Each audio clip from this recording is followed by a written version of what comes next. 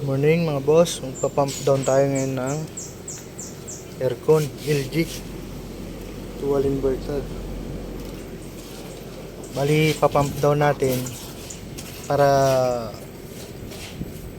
yung freon pupunta dito sa compressor, may ipon doon. Kasi babaklasin natin to, lilipat natin dito sa taas. Kasi lalagyan daw nila ng bubong dito. Bali dito natin lilipat. So ganito lang mag-pump down. Kabitan nyo ng gauge manifold. Pang non-inverter kasi itong gauge ko eh. Kaya dito tayo sa high side. Kasi hanggang 500 PSI ang kaya nito. So ito yung amperahe natin. Bali kaka-under lang ng unit.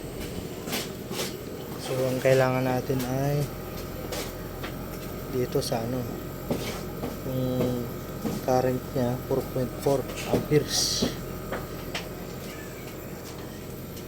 Bali kinalas ko na pala siya sa tornilyo kasi nakadikit siya dito sa hindi natin mapapasok yung allen wrench, kaya inusog ko na siya. So ayan, umibirit na yung compressor, tumataas na din yung amperahe. Bago natin i-pump down, hintayin muna natin yung talagang under nya, yung talagang nakabirit siya, para maganda yung ating pagpa-pump down. Yan si Kijan Master Foreman. Dali. So ipa-pump down natin to. Mali lagyan na natin siya ng luwagan natin ng konti. Yan.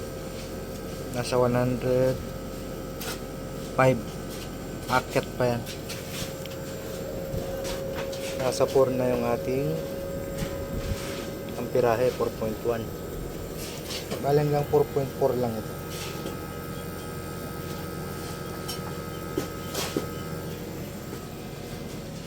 Si Mrs. Sabi patay breaker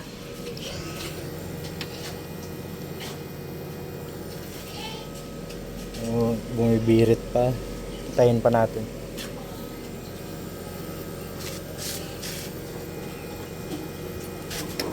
Ayan, 4.2. So pwede na, nakabirit na siya. So unahin natin yung saratong high side, yung maliit. So mabilisan lang to mga boss. Tas pansinin nyo tong gauge, bababa ito. Ito na. Sara na natin itong high side. Bababa. Yun, baba. Sara natin itong low side. Patay, breaker.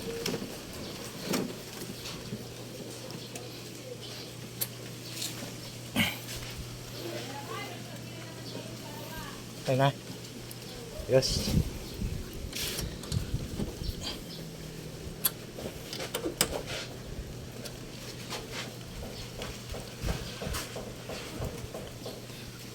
Okay. Bali hindi tayo nakasagad kasi para sure tayo hindi masisira yung ating compressor. Okay, pabaklasin na natin to.